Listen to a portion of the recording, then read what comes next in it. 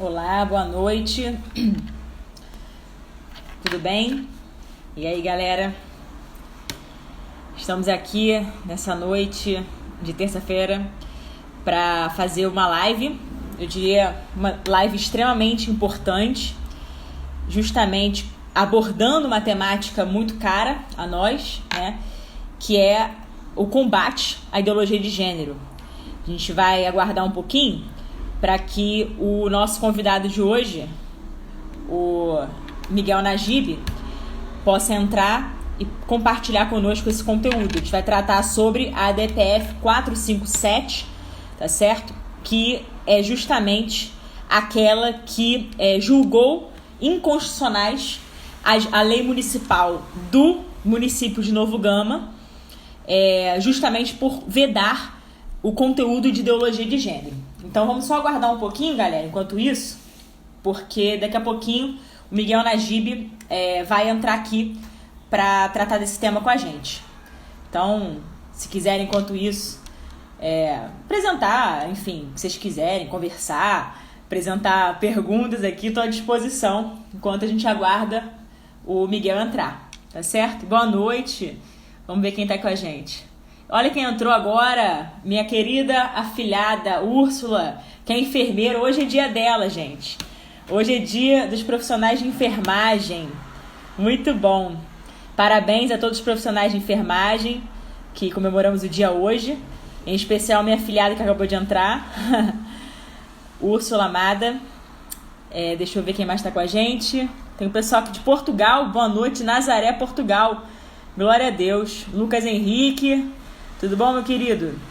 Pedro, meu cunhado e afilhado de Crisma, também entrou agora. Luiz, Lucena. Deixa eu retroagir um pouquinho, gente, só um minutinho.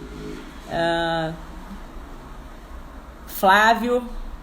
O Flávio tá dizendo que já entrevistou o Dr. Miguel, né? Muito bem. Daqui a pouco ele tá entrando aí com a gente. Eduardo. Deixa eu ver. Vitória. Sensacional. Vamos lá. Escola Sem Partido. Vou apresentar aqui para vocês que ele vai. Vamos aguardar a liberação aqui.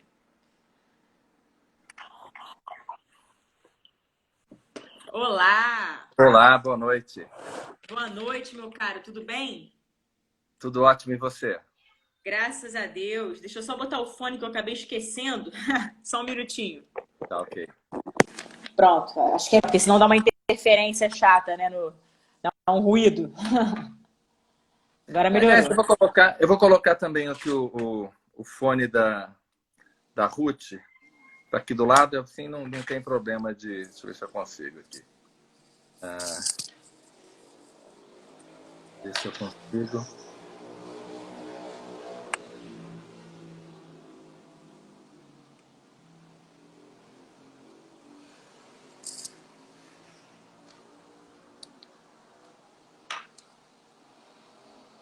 Tá conectando.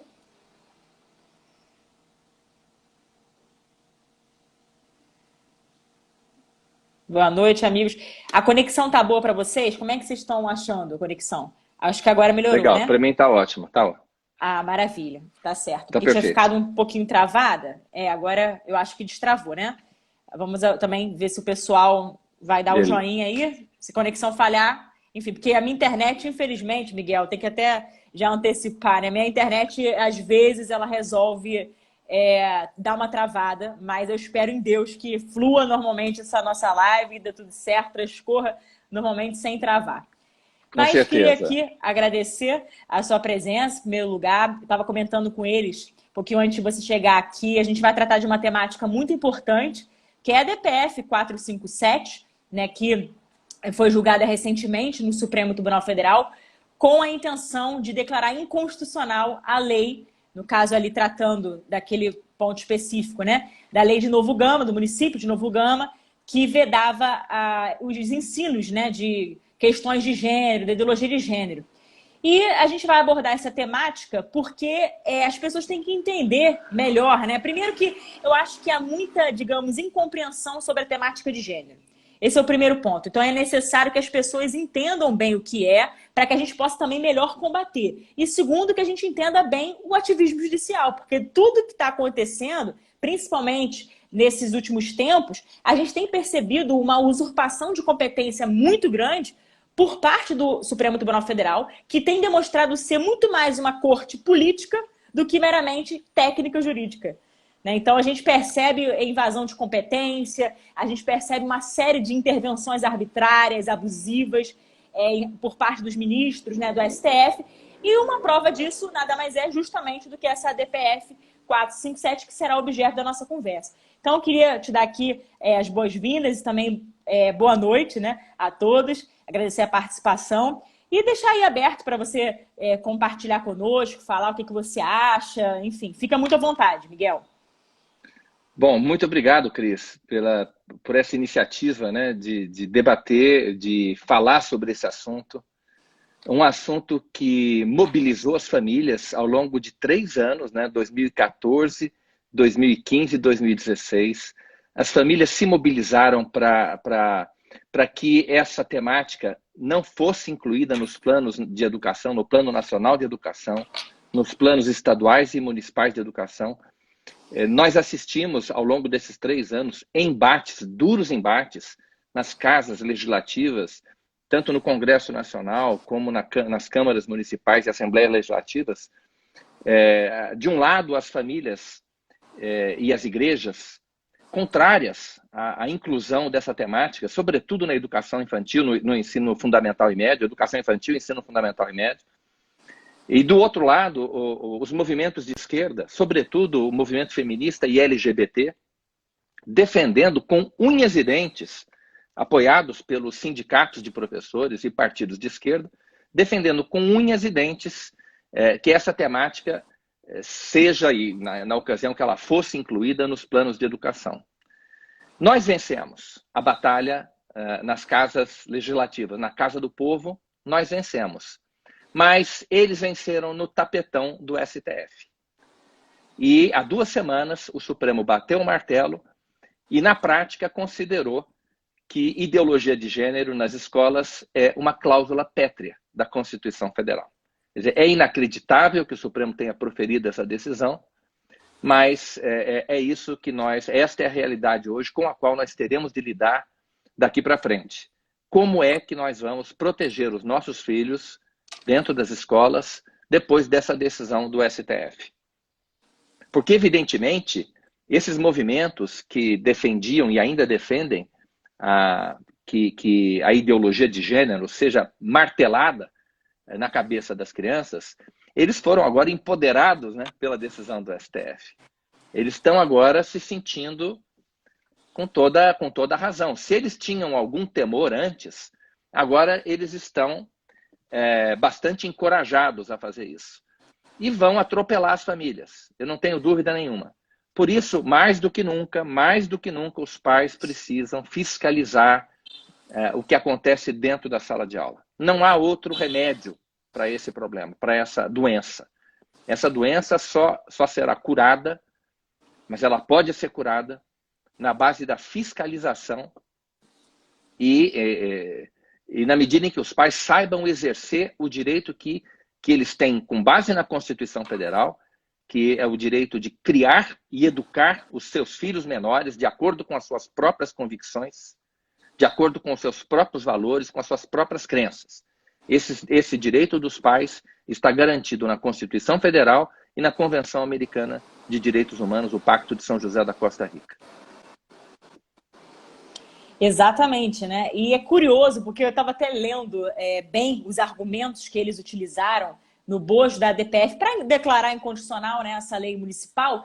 E é impressionante, assim, eu acho que é até um disparate, porque eles dizem, que aquela lei municipal impugnada, ela teria ferido certos princípios constitucionais, mas são facilmente refutáveis.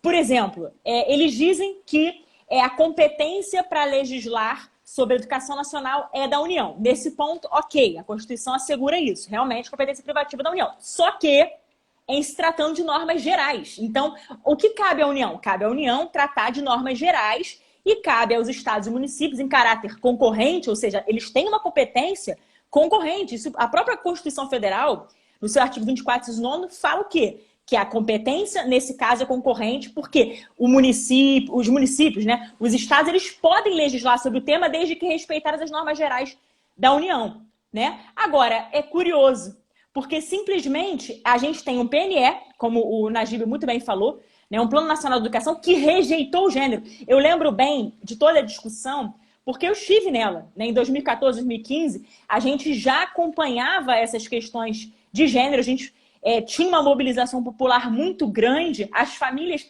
elas de fato foram para cima, né, e realmente conseguiram, por conta, de novo, do protagonismo das famílias, as famílias conseguiram demonstrar a sua primazia e, graças ao bom Deus, foi rejeitado, digamos assim, né, a ideologia de gênero no caso do PNE. Por quê? O PNE foi aprovado sem conter conteúdo de gênero. E os planos municipais e os planos estaduais de educação deveriam seguir a mesma linha diretora do Plano Nacional de Educação. Então, sinceramente, não existe infração à competência privativa, porque a norma geral já está lá no PNE, virou lei. O Congresso Nacional já votou e aprovou aquela lei, a Lei 13.005, de 2014. Está lá e não tem gênero. E aí, as câmaras municipais, os vereadores, enfim, e, obviamente, as assembleias legislativas, eles que acolheram a mobilização das famílias, que não queriam, que rejeitavam o mesmo gênero, eles caminharam na mesma linha. Seguindo essa linha mestra do PNE, portanto, a gente tem que seguir as diretrizes, as estratégias, enfim, essa linha mestra justamente do PNE. Isso foi feito. Então, o município, ele é, sim, legítimo para, digamos, definir sobre essas matérias.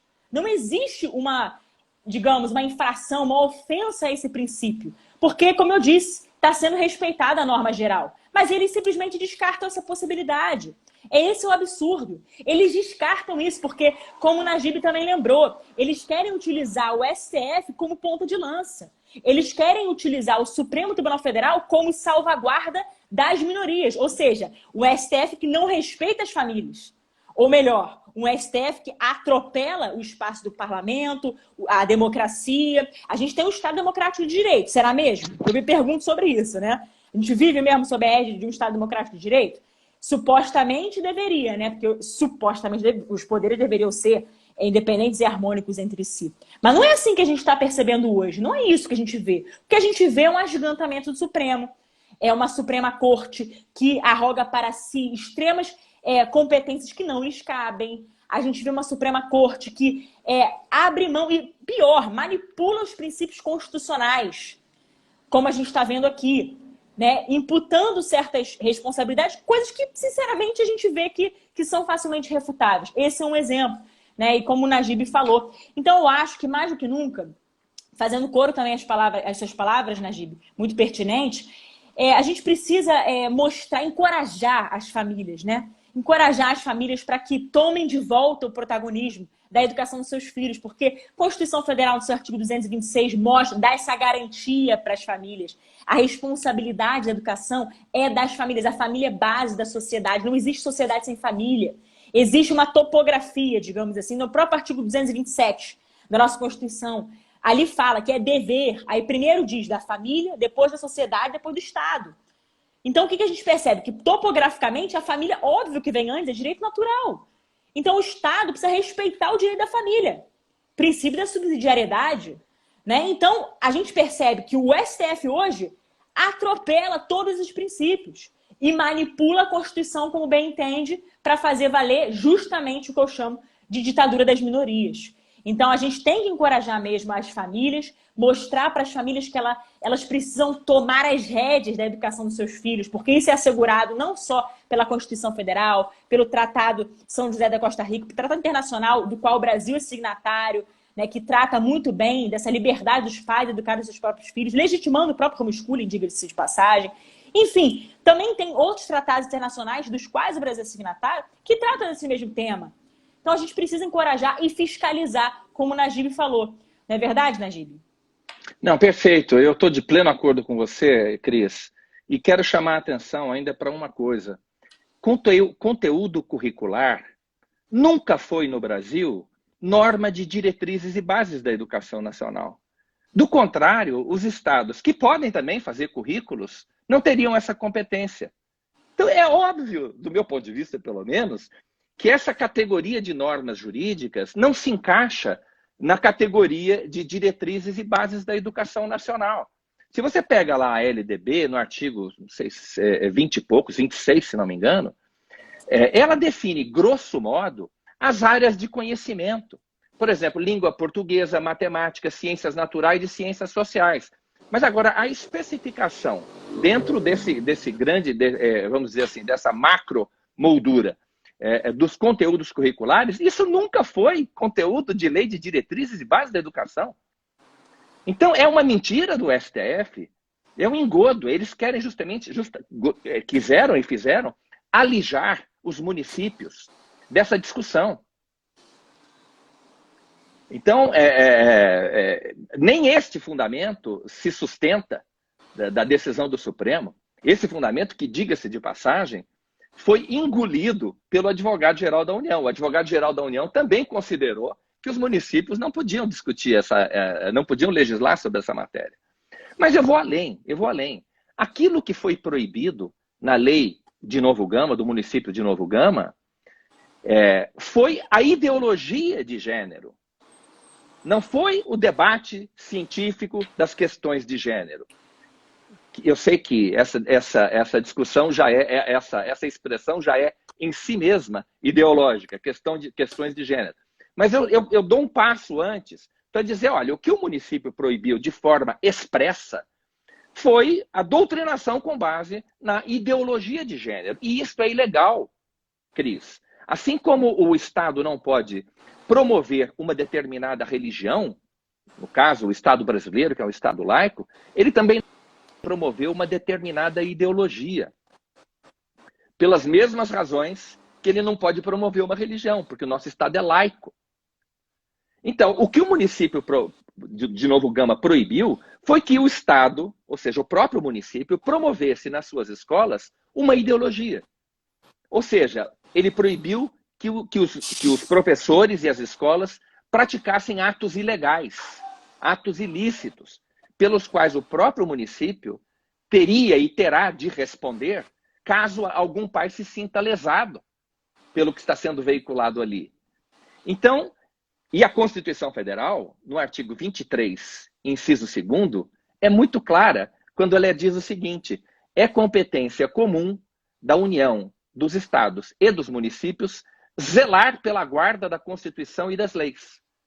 Ao proibir a ideologia de gênero nas suas escolas, o município de Novo Gama estava fazendo precisamente isso, zelando pela guarda da Constituição. No caso, o princípio da laicidade do Estado. E também, ao mesmo tempo, a liberdade de consciência e de crença dos alunos, cuja presença em sala de aula é obrigatória. Então, se um professor puder usar a sala de aula, abusar da presença obrigatória dos alunos,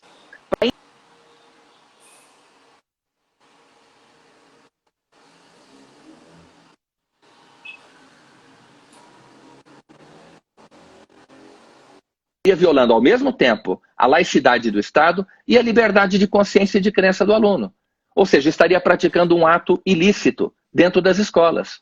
E cabe ao município, como um ente federado, zelar pela guarda da Constituição, impedir que atos ilícitos sejam praticados dentro das suas escolas. Não sei se eu expliquei com clareza, mas o município, isso tudo para dizer que o município tem não apenas o direito de legislar sobre essa matéria, como tem o dever de proibir que atos ilegais sejam praticados dentro das suas escolas.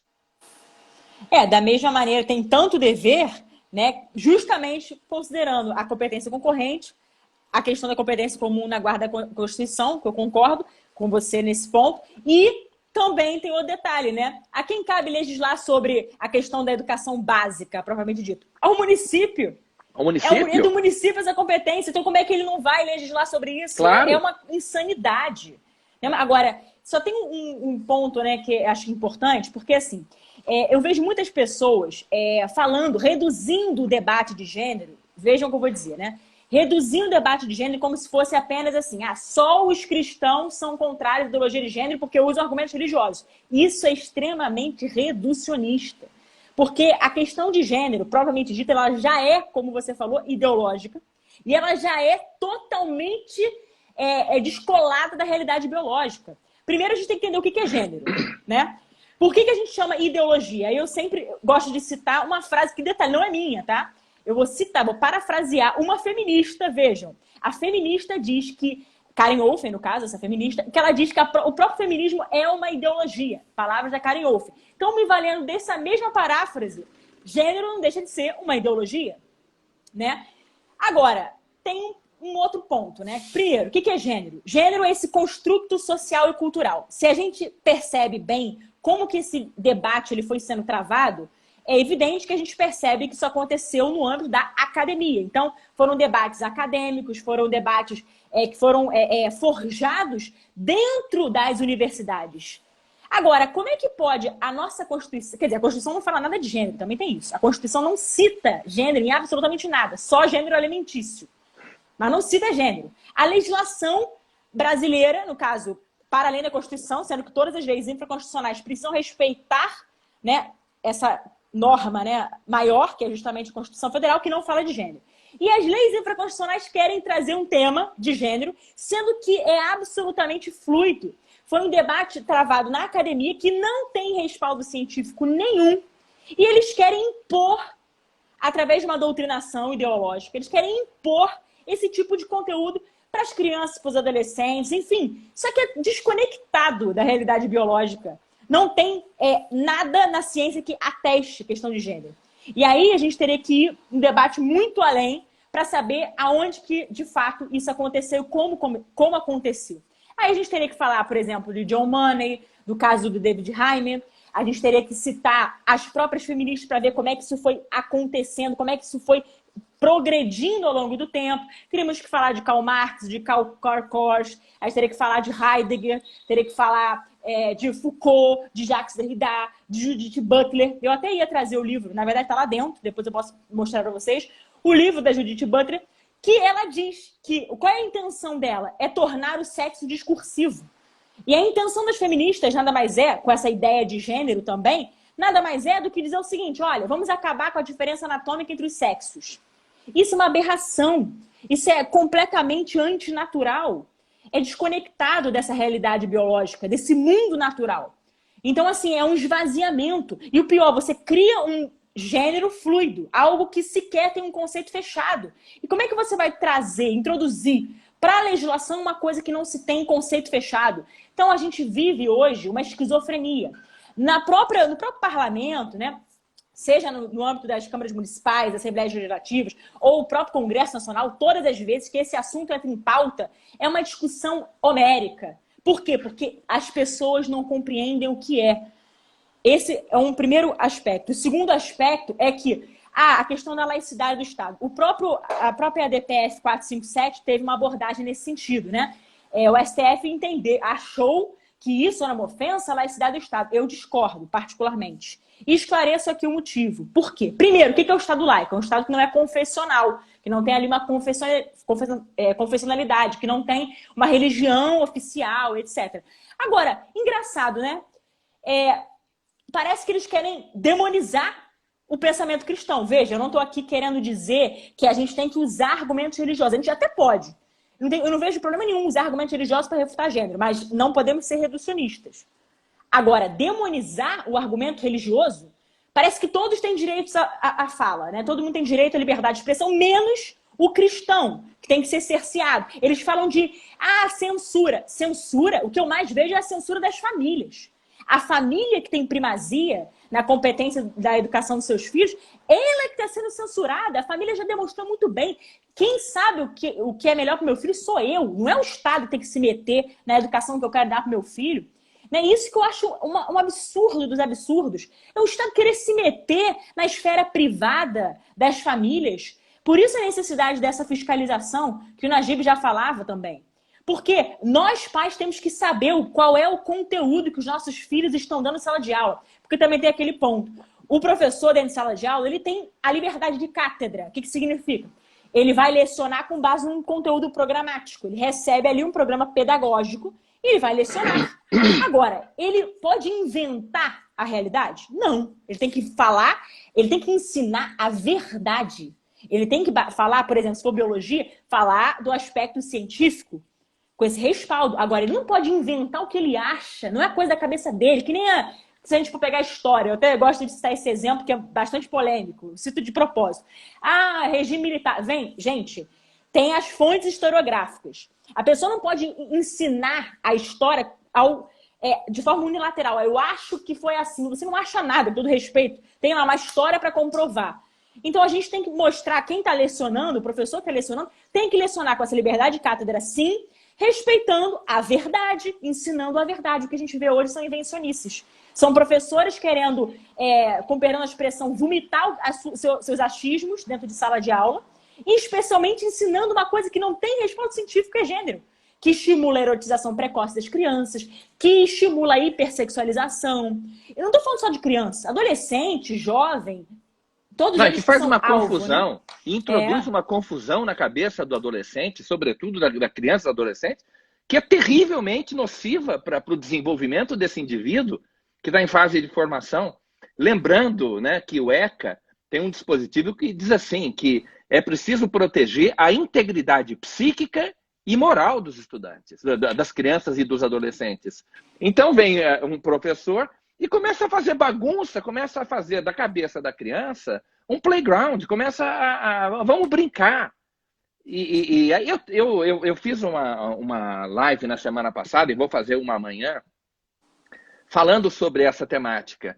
E eu mostrei, sabe, Cris, o que tem sido, na prática da sala de aula, não na decisão do Supremo, não das abstrações jurídicas, nas construções mentais dos ministros do STF.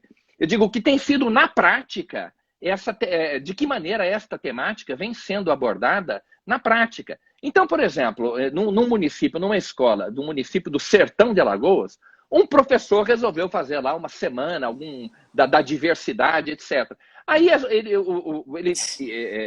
entre as atividades que esse professor conduziu dentro daquela escola, com adolescentes, havia uma que os estudantes, meninos, vestiam roupa de noiva, por exemplo. Tem fotografia disso, né? Os meninos encenavam uma peça teatral na qual eles pintavam a unha uns dos outros, né? As meninas começavam a jogar futebol. Quer dizer, o que é isso? Isso é adestramento. O que eles estão fazendo é pura engenharia social. Estão usando os nossos filhos como rato de laboratório. O que eles estão fazendo não tem nada a ver com ciência, com investigação científica de um tema complexo, como é questões de gênero. Um tema que tem ramificações na biologia, na psicologia, na antropologia, na literatura, em inúmeros campos. É uma temática complexa esta. Quer dizer, então, que os nossos alunos da educação básica agora, ensino fundamental e médio, vão começar a ler livros da Judith Butler? É isso que os ministros do Supremo Tribunal Federal estão pensando? Então vamos conversar lá com o MEC para distribuir agora para as escolas livros, traduções dos livros da Judith Butler. E vamos colocar na mão das crianças para que eles leiam os livros da Judith Butler. Isso é uma loucura, é uma insanidade. Essas crianças não têm a menor condição intelectual de absorver essa temática de forma crítica. Eles não entendem nada de genética, não aprenderam nada de genética, não sabem nada de psicologia evolutiva, por exemplo. São temas complexos. Eu estava até dizendo outro dia, colocar essa temática de gênero na educação infantil, no ensino fundamental e médio, é a mesma coisa que colocar física nuclear. Vamos discutir agora o plasma dentro das aulas do segundo ano do ensino fundamental. E as crianças não estão preparadas para isso.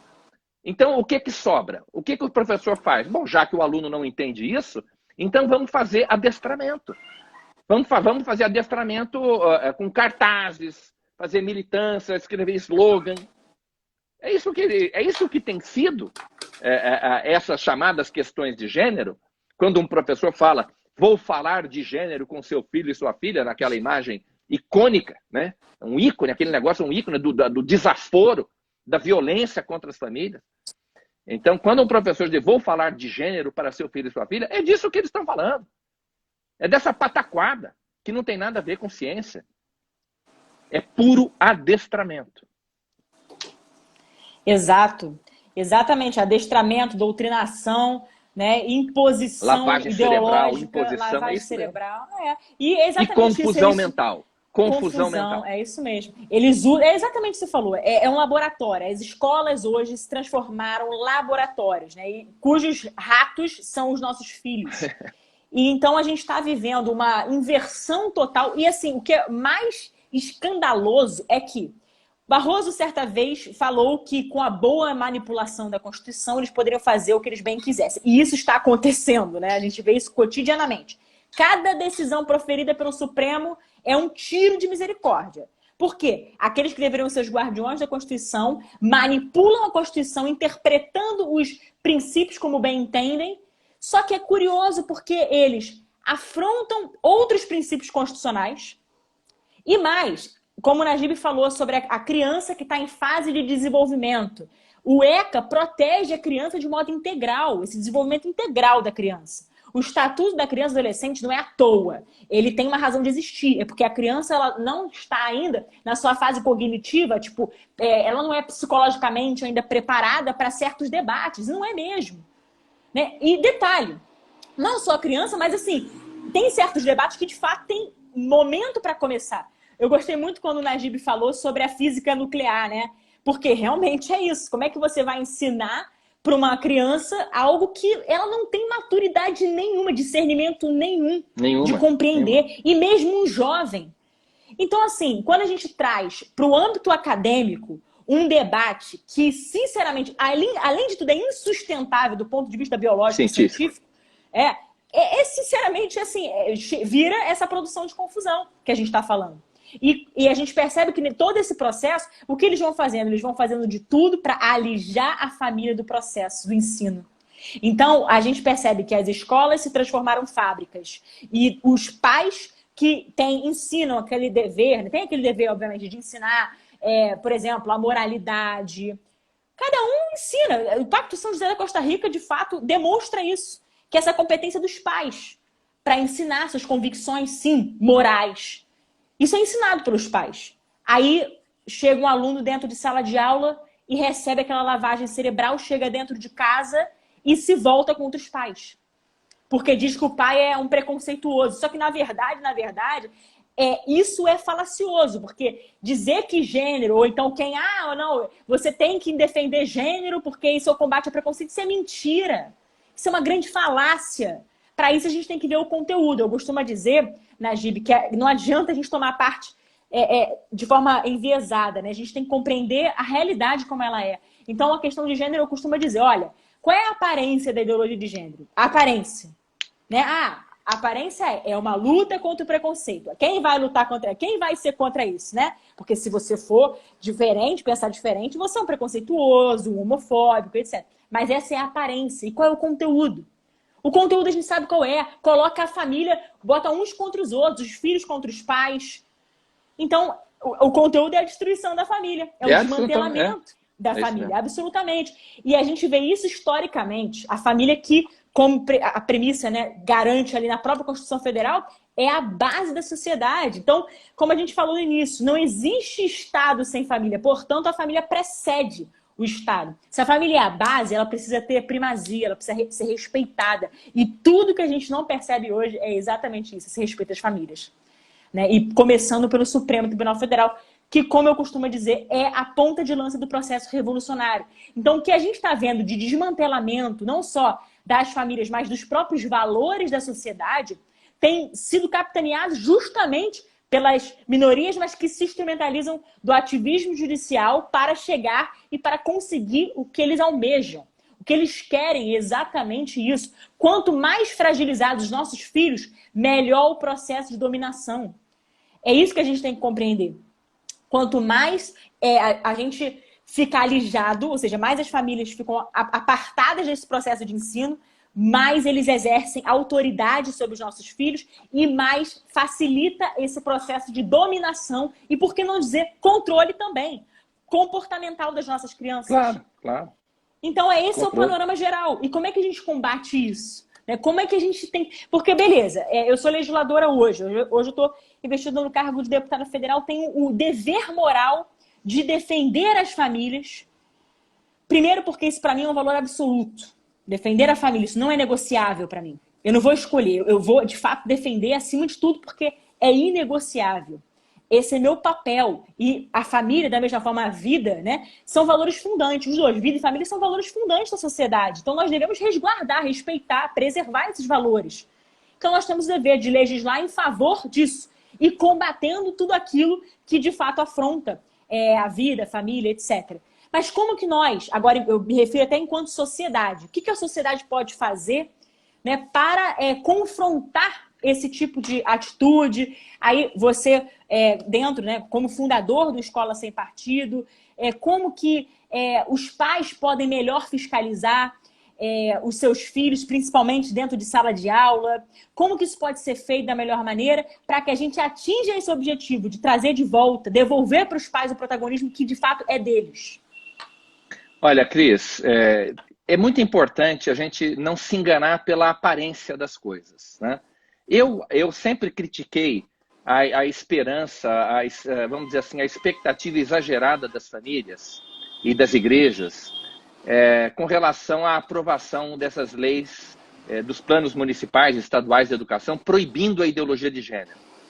Esta proibição jamais seria observada como não vem sendo observada hoje. O professor dentro da sala de aula, o militante disfarçado de professor, não respeita a lei. Então, eu tenho até uma gravação, que depois eu vou mandar para você publicar no seu canal, uma professora de São Paulo, uma militante de São Paulo, dizendo o seguinte, isso numa daquelas audiências públicas, né, para aprovar lá o Plano Municipal de Educação, ela dizendo o seguinte, olha, vocês podem proibir isso aí se vocês quiserem, podem dar o nome que vocês quiserem dar, e nós vamos continuar falando isso em sala de aula. Porque isso para nós é importante. Eles estão imbuídos de um sentido de missão. Eles querem redimir a humanidade. Eles querem promover o bem, fazer uma revolução cultural no mundo. Então, eles acham que são portadores dessa verdade. E por isso é que eu costumo chamar esse pessoal, Cris, de fanáticos da religião do gênero. Esse pessoal não tem nada a ver com ciência. Eles têm uma conduta de fanático religioso. Mas então, o que as famílias podem fazer, concretamente respondendo a sua pergunta, né? O que as famílias podem fazer? Fiscalizar. Olho em cima daquilo que o seu filho está aprendendo. Converse com ele. Pergunta o que o seu professor de história falou, o que essa professora de português falou hoje. Deixa eu ver aqui, mostra para mim, vamos conversar. Faz aquele negócio de jogar verde para colher maduro. Os pais sabem muito bem como interrogar seus filhos, no bom sentido, evidentemente. Como fazer com que seus filhos, crianças e adolescentes, digam aquilo que pensam, né?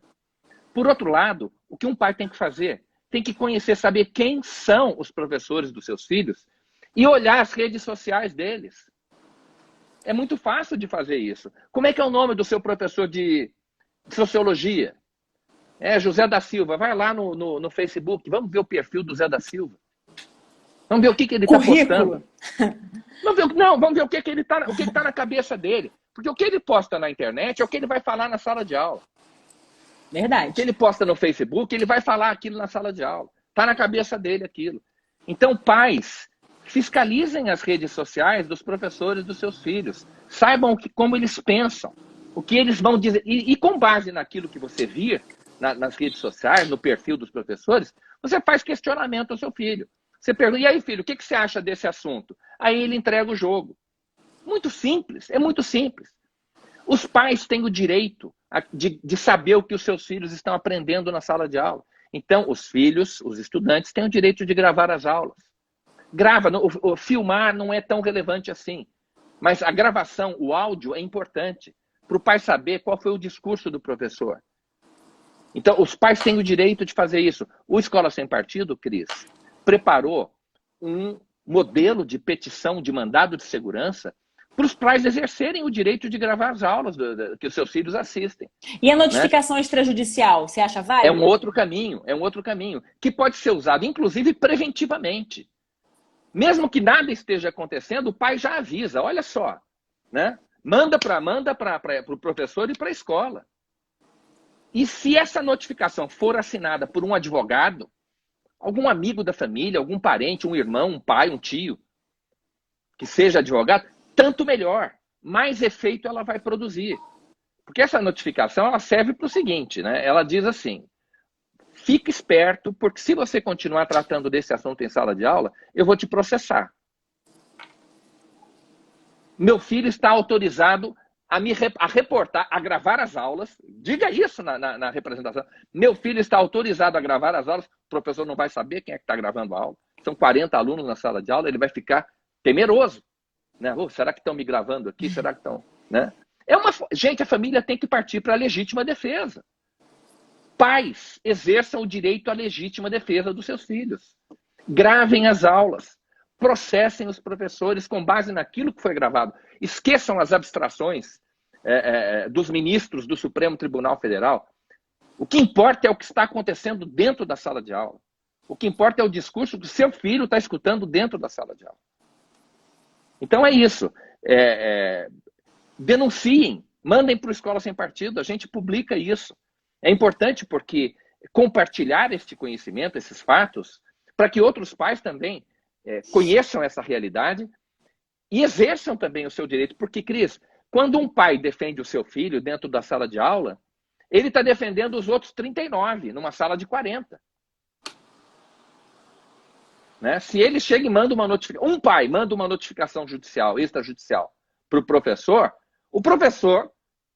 se ele tiver juízo, né? Se ele tiver juízo, ele vai fechar a boca, vai dar a matéria e vai beneficiar, em razão disso, os 40 alunos serão beneficiados por aquilo que um único pai fez.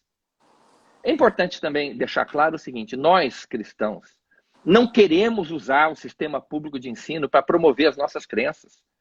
Mas nós não aceitamos que as nossas crenças sejam vilipendiadas numa escola pública. E censuradas, né? E censuradas. Não, olha, porque censura é simplesmente, olha, não fale disso. Nós não queremos falar disso, nós não queremos pregar as nossas crenças na escola pública. Nós temos a escola confessional para fazer isso. Nós respeitamos o princípio da laicidade e não queremos impor a nossa fé a quem não tem a nossa religião. Mas nós não podemos aceitar que os fanáticos da religião do gênero queiram impor a sua fé religiosa na religião do gênero a nós cristãos. Nós não podemos aceitar isso. Mas é isso aí. Não, e dentro disso que você está falando, assim, o que eu quis dizer de censurar, porque parece que censuram as famílias, né? Porque, de fato, em relação ao Supremo Tribunal Federal, eles sim. querem tirar a família de todo jeito. Então, assim, eles querem calar a família. Eles querem amordaçar. A gente viu, por exemplo... Alijar. Eu acho que a expressão que você usou é alijar totalmente a família da educação do processo. Exato. Assim, eu vou dar um exemplo, não é bem o objeto da nossa discussão aqui hoje, mas eu acho que cabe também para mostrar como é que eles querem amordaçar as famílias. A DO 26, a criminalização da homofobia. Gente, aquilo ali foi o quê? Foi, de fato, um tiro de misericórdia sobre as famílias. É um ato, né, de amordaçar as famílias. Então, a gente está percebendo que isso constantemente vem sendo, na verdade, né, aplicado pelo Supremo Tribunal Federal. Então, os pais têm que lembrar que, vejam, aqui uma exortação positiva, né?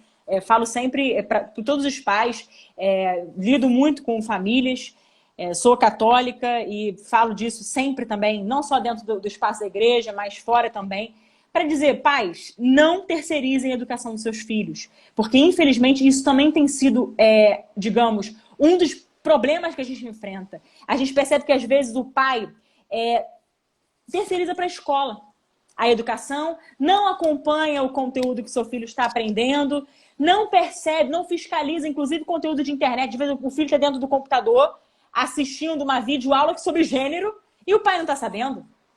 Então, assim, é necessário que os pais tomem as rédeas dessa situação. Que os pais assumam essa vocação, porque paternidade, maternidade, isso de fato são vocações. E nós precisamos assumir essa vocação enquanto pais e, de fato, honrarmos também essa paternidade, essa maternidade, cuidando dos nossos filhos, protegendo os nossos filhos. E um ato de proteção que a gente pode fazer é essa fiscalização. E quando necessário, quando houver abusos, práticas abusivas mesmo, lavagem cerebral, ideologias implementadas à força nas cabeças dos nossos filhos, nós temos que, sim, tomar as devidas providências. O Najib deu aí o caminho das pedras, notificação extrajudicial, mandado de segurança, tem N caminhos. E, sinceramente, eu diria até que antes, se a pessoa, obviamente, quiser tentar, eu acho que vale um confronto pessoal. Eu mesma, confesso que já fiz isso no colégio do meu irmão. Então, assim, já fiz umas perguntinhas para o professor do meu irmão. E eu acho isso importante. Mas isso, claro, cabe a cada um. O importante mesmo é que a gente esteja atento. Porque isso é responsabilidade. As nossas crianças, elas têm uma fragilidade psicológica porque é delas, é do momento. Elas estão em fase de desenvolvimento. E nós temos esse dever moral, enquanto pais, enquanto adultos, não só pais. Porque, vejam, eu não estou preocupada só com os meus filhos. Porque, claro, os meus filhos, quem educa sou eu. Eu não quero o Estado intervindo. Eu não quero o Estado de intervento. Não quero. Quem educa os meus filhos sou eu. Agora, eu não estou pensando só nos meus filhos. Claro, meus filhos eu amo acima de tudo e vou sempre me preocupar. Sempre. Agora, eu me preocupo também com os filhos dos outros. Então, o que o Najib falou sobre um ato que a gente pode, uma providência que um pai tome, já beneficia a turma inteira. E também é um ato de caridade, eu diria, com aqueles alunos. É um ato de caridade. Então, a gente coloca isso em prática, sabe? Então, eu me preocupo com os meus filhos e com os filhos de outras pessoas. Assim, a gente vai conseguindo tomar as devidas providências e assim assumir de volta esse protagonismo, essa vocação que é nossa por direito natural. Não é uma imposição nem do Estado, nem de ninguém. E aí é um ponto que eu diria que é nevrálgico aqui, é compreender que a família é direito natural. Eu costumo dizer, Najib, quando eu trato, né, dessa temática, quando eu falo de ideologia de gênero em seminário, etc., eu sempre vou lá no embrião da coisa, lá na origem de tudo, né? E eu pergunto, a família, ela foi o quê? Ela foi uma criação do imaginário de alguém? Alguém criou a família? Ah, não, família é isso. Então, ela foi reproduzida em laboratório? A família, ela foi criação do poder constituinte? Ela foi, sei lá, uma criação do poder derivado? Não. A família é direito natural, é fruto do direito natural. Entendeu? É decorrência desse direito natural. Então, nós precisamos preservar essa família. A família precisa ser protegida pelo próprio Estado, que é o ente maior e, pelo princípio da subsidiariedade, tem o dever de proteger a família. E hoje a gente vê que o princípio da subsidiariedade não é respeitado. Muito pelo contrário, ele é amplamente violado, começando pelo Supremo Tribunal Federal, que deveria ser o primeiro a obedecer esse princípio. E não só o Supremo, aqui vamos dizer, até mesmo quando algum ente roga para si competências que não lhes cabem, fazendo usurpação de competência, é uma violação expressa. Né? Então, temos esse dever, temos esse objetivo e temos que cuidar da nossa família, temos que cuidar da família dos outros e temos esse dever de fiscalizar. Quando você diz assim, cuidar da família dos outros, eu entendo, porque os nossos filhos vão viver neste mundo, né? Eles terão amigos e sofrerão a influência ou o isolamento por parte desse grupo de estudantes e de colegas, né? Então, nós precisamos realmente lutar para que o direito de cada família seja respeitado. Nós não queremos impor os nossos valores a ninguém. Não podemos aceitar que alguém venha pisotear os nossos direitos, pisotear os nossos valores, né? E é interessante, só terminando aqui essa reflexão, não é o Estado brasileiro que está reivindicando, que está querendo alijar as famílias. Não é o Estado, são funcionários públicos que estão querendo fazer isso. A legislação brasileira, Cris, ela protege a família. E o Estado brasileiro fala por meio da lei. Ele fala por meio da lei que vocês aprovam. A Constituição Federal tem um artigo que diz: a família tem especial proteção do Estado. Artigo 226 da Constituição. Os pais têm o dever de criar e educar os filhos menores, o direito e o dever de criar e educar os filhos menores. Evidentemente, eles só podem fazer isso de acordo com as suas próprias convicções. Então, o Estado brasileiro, ele respeita a família. Quem não respeita a família são os agentes do Estado brasileiro. Alguns agentes do Estado brasileiro são usurpadores. São usurpadores de direitos que não têm. Então, só fazendo essa distinção, porque uma coisa, Sim, verdade. Veja só, na Coreia do Norte, quem não respeita a família é o Estado. E os funcionários públicos cumprem as ordens do Estado. No Estado brasileiro, em Cuba é a mesma coisa. Em Cuba, o Estado cubano não respeita as famílias. Mas o Estado brasileiro respeita as famílias. Quem não respeita é o funcionário público. O professor, não é? Alguns juízes, inclusive do Supremo Tribunal Federal. Né? Os ditadores Ministério Público, né? Estamos agora, graças a Deus, em vias, né, na iminência de nos livrarmos de uma procuradora da República chamada Débora Duprá, que vai sair. Agora, dia 22 de maio, acaba o mandato dela. Louvado seja Deus. Acaba o mandato dela na Procuradoria dos Direitos Federal dos Direitos do Cidadão. É esse tipo de servidor público é que não respeita a família. Mas eles estão agindo contra a lei. Só para situar as pessoas sobre quem é Débora Duprá, ele é autor daquela famosa frase, né? Os filhos não são dos pais, mas são do Estado. Ela é autora dessa frase, né? Ou seja, aberração das aberrações. E ela é uma grande militante pró-ideologia de gênero. Olha, a grande inimiga das famílias. Pois é. Vou até suspender meu juízo aqui para não pecar. Porque ela assim, Deus que me perdoa, mas ela inspira os meus instintos mais primitivos. Eu já tive alguns confrontos com ela, inclusive na Câmara. Quer dizer, ela já esteve na Câmara algumas vezes. E teve uma vez, especialmente, que estava numa audiência pública. Aí eu tive a oportunidade de confrontá-la pessoalmente. Mas olha, gente, misericórdia. Com a graça de Deus, ela vai sair, né, e vai ser substituída, porque já não era sem tempo. Já vai muito tarde. É isso aí. Mas olha, Najib, eu quero só te agradecer imensamente, né? Na verdade, a gente vai ter que encerrar, porque o próprio Instagram, ele tem limitador de tempo, né? E já está finalizando aqui o nosso tempo.